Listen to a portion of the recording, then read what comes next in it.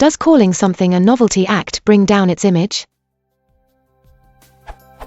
I'm really confused with this one. If one calls some performance a novelty act, does it imply they're trying lower its image, or is it just neutral? Well, I looked it up on the internet and it says that a novelty act is something which the audience would find amusing at first, but soon its novelty wears off.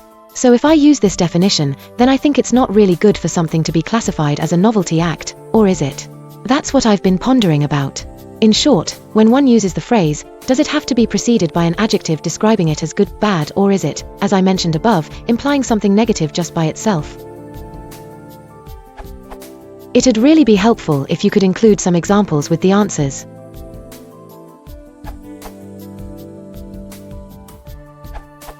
Calling a performer a novelty act implies that their primary appeal is their novelty, rather than their actual abilities or talents. As such, it frequently carries a dismissive meaning, as though such acts do not have real talent. Novelty acts are often contrasted to acts that have staying power, those with enough talent and appeal to stay around for a longer period of time. Examples: LMFAO prove they're more than a novelty act. LMFAO have proven that they are no novelty act. The familial duo of Red Foo, Stephen Kendall Gordy, and Sky Blue, Skylar Austin Gordy, known for crazy outfits, wild hair and even wilder music, have proven their staying power 3 years after their initial hit, and have provided the song of the summer with Party Rock Anthem.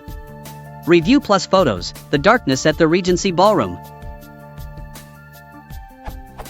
The late, great Lemmy Kilmister once referred to The Darkness as a novelty act, and there are still those who are quick to dismiss the band as nothing more than a slightly amusing, glam metal piss take.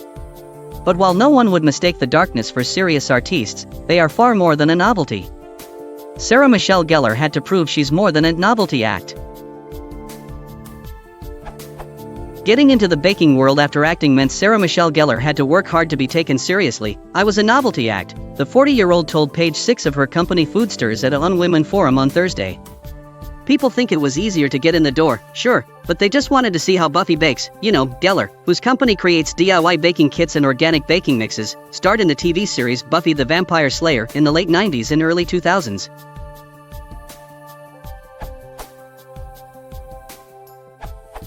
Before the days of television or the movies, people would go to see live performances in their local theatre. Usually these were variety shows. The staple fare of these shows was singing, dancing, juggling, acrobatics and comedy. A troupe of players would travel around the country, performing the same act wherever they went. Often the show would include a novelty act, that is to say an act that wasn't of the usual sort. Maybe there would be trained animals or an escapologist or something that people in those days wouldn't have seen before. They were called novel for the very reason that they would be new to the local audiences. For example, in the following show, I imagine that the performing frogs would be very much a novelty.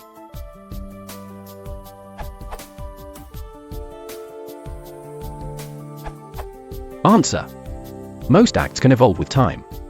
Singers can learn new songs, dancers can learn new dances, and so on. This meant that these standard acts could tour the same locations with new material. The problem with novelty acts is that the second time someone saw them, they would no longer be a novelty. Thus a novelty act is one that makes a big impression initially but becomes boring once the novelty has worn off. Edit. Sven Yargs has pointed out that the poster I showed is a modern spoof. My problem was finding an original that was easily readable. Here's an old-fashioned poster for those who are interested. Marie Lloyd was a famous music hall performer.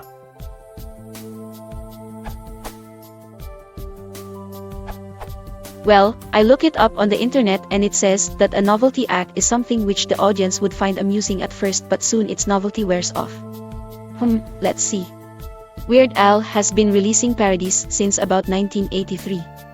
His most recent album, Mandatory Fun, released in 2014 was ranked number 1 in the US, number 3 in Canada, and number 9 in Australia. So, after about 30 years, he's lost so much popularity that his new album only made it into the top 10 in 3 countries. Now let's consider the acts he parodied. I Lost on Jeopardy was a parody of a Greg Kihn song. Greg Kihn's first album to make it into the Billboard 200 was Next of Kin, in 1978. The most recent was Citizen Kane in 1985, so they had a run of almost 7 years. Gump was a parody of Lump by the Presidents of the United States of America. They released 2 ranked albums, in 1995 and 1996, plus a compilation album that was ranked number 198 in the UK in 1998. Ricky was a parody of Tony Basil's Mickey. Tony Basil released albums in 1983 and 1984. The latter didn't chart as an album, but did contain one single that made it into the US dance music chart. Lest this get boring, I'll just list some more. King of Suede, Kind of Pain, The Police, Like a Surgeon, Like a Virgin, Madonna, Fat, Bad, Michael Jackson, Smells Like Nirvana, Smells Like Teen Spirit, Nirvana, I Think I'm a Clone Now, I Think We're Alone Now, Tiffany, Achy Breaky Song, Achy Breaky Heart, Billy Ray Cyrus, Amish Paradise, Gangsta's Paradise, Coolio, It's All About the Pentiums, All About the Benjamins, Puff Daddy. Pretty Fly for a Rabbi, Pretty Fly for a White Guy, The Offspring, White and Nerdy, Riding, Chameleonaire and Crazy Bone, Canadian Idiot, American Idiot, Green Day, Perform This Way, Born This Way, Lady Gaga. Green Day just released a new album this year. I can see Lady Gaga releasing more albums. Madonna might also. These will be noticeable to at least some degree. Greg Kihn, for one example, still seems to be cranking out new albums every few years, so I guess it wouldn't be a big surprise if he released at least a few more. Not likely to get a lot of interest though. There will probably be at least a few more releases of material done by Nirvana, Queen, and Michael Jackson at some point or other. Not new material, obviously, but new releases of old material. Summary. Weird Al is certainly a novelty act by most definitions.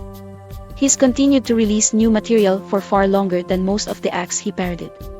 In fact, at least out of those listed above, the only one I can see who really competes with him for longevity is Madonna, and potentially those that are still active, like Green Day and Lady Gaga.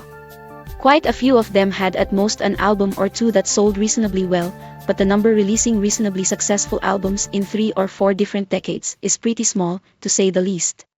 So to answer the question directly, I'm going to say, no, not necessarily.